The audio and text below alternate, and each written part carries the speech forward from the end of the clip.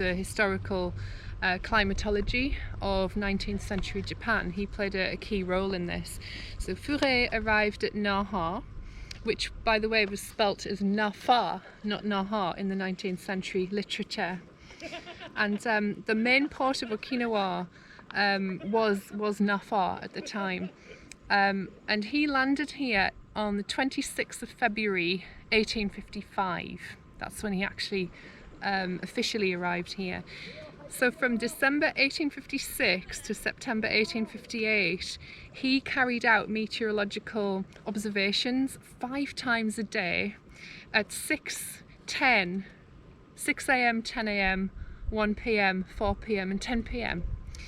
So the hydrological engineer Alexandre de la Marche, who was around 1815 to 1884, calibrated the meteorological instruments entrusted to Father Fure by the French Dépôt de la Marine. And the observations were carried out following the meteorological procedures in use in France in the 1850s. So the atmospheric pressure data is just a little bit of meteorological background, but nonetheless relevant. The atmospheric pressure data are given by the barometer readings, the barometer temperature readings, and the computed temperature corrected atmospheric pressure, and that's where his research was. That's what his research was centered around. So the pressure data are controlled and corrected where necessary using the Delcroix and Huygens formula, which was used in the 1850s. The historical atmospheric pressure observations are compared to the present-day long-term averages at Naha. So this is part of today's, weather updates that we can check. It's quite fascinating, really. So during his observation period, a typhoon was witnessed by Father Louis Fure on the 18th of May 1857, and that's where the stories intertwine. So other than low atmospheric pressure observations, probably they correspond to extratropical storms, such as this typhoon. And in such an event, the Dutch ship Van Bosse was wrecked near the island of Tarama, but the captain, his wife, and the whole crew survived. They were helped by the inhabitants on the island and were later transferred to Naha, Okinawa, where they met the 3 French missionaries and finally got a passage from the Dutch trading post at Decima to Batavia, present-day Jakarta. So he was actually a key figure in helping these people. So let's move on a little bit to the ship itself and the history. This is also very, very interesting. With the Van Bosse project, the RCE, together with the Japanese Agency for Cultural Affairs and Ryukyu University, has been researching this shipwreck and in relation to, the Dutch crew and the connection with their people of the Tarama. So while some stories have been written down, others have been passed down through generations and oral history. Very recently, in 2021, new research was started in the Dutch archives to find out what happened to the ship and its crew in the time surrounding the shipwreck and subsequent return to Dutch territory. Meanwhile, posters have been made to share with all the people of the Ryukyu Islands, with anyone who wants to share any stories from their ancestors to kind of come forward. So it's an ongoing project. Now, the site where I was the other day in the previous episodes is located on a reef at the depths ranging from a few meters to about 30 meters. And over the years, several objects were recovered, which, as I mentioned, are now in a local museum. I also have, which I found on the day itself that I was there, some little objects.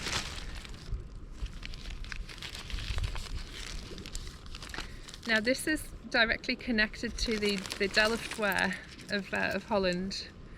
I hope you can see these. Some of these are Chinese, though, I've been told, but these are little pieces that are in the ocean. Nonetheless, they are believed to have come from this shipwreck. It's just too uncanny for it not to be.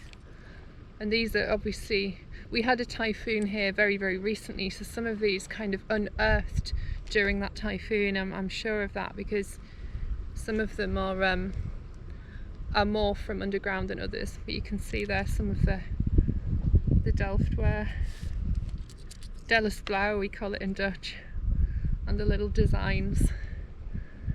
So that's really, really fascinating. Okay, back to my script. Okay, so the history of the Van Bosse. So yes, it was the property of the Bonke Co handelsonderneming in Rotterdam. And the storm that occurred drifted the ship off its course when travelling from Shanghai to Singapore. And before being able to come back to Batavia in the Dutch Indies, they had to stay in Okinawa for a total of 2 months, interacting with the local inhabitants. The story of the wrecking of the ship has been documented in the archives of the island of Tarama. And also the original families have told stories about the wrecking event from generation to generation. This gives a beautiful insight in what this wrecking did for the local community and how a wreck site still contributes to the history and daily life on the island. The Van Bosse sank in an interesting period of transition actually, and this period of transition was when things were developing very, very quickly in Asia, because trading activities from Europe and the US fused and competed with the activities of Asian trading nations. So it was a very, very competitive time, and of course the Industrial Revolution, you know, it wasn't far off from that time. The British Empire, of course, as well, massively competitive. So in Batavia, Shanghai and Singapore, these places all have one thing in common, in that they are very important trading cities in this network, and of course that's where the ship was travelling between.